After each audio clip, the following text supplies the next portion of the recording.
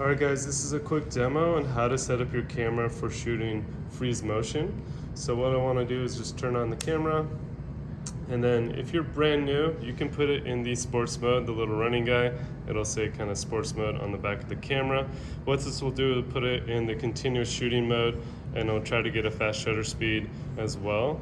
And it puts it the autofocus in AI servo, which will be continuous autofocus. And so then if you're trying to be a little bit more in control, I would switch it to the TV mode. The TV mode is your shutter priority mode.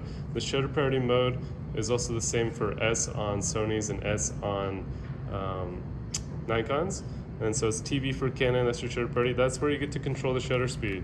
And so if you use the little roller here, this little roller, you can adjust it to a faster shutter speed.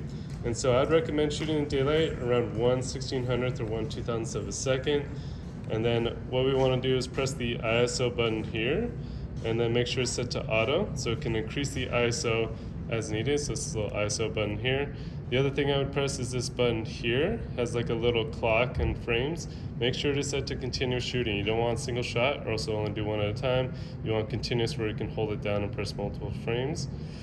And then lastly, the autofocus. If you're shooting a subject that's on a spot and you're lighting them, I would put in one-shot autofocus.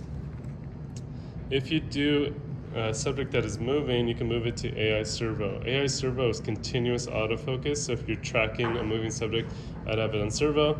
If they're on one spot, I would do the one-shot autofocus. Focus and then shoot, and if you want to track them, do AI servo, and then hit set. So those are your settings for shooting sports action photos.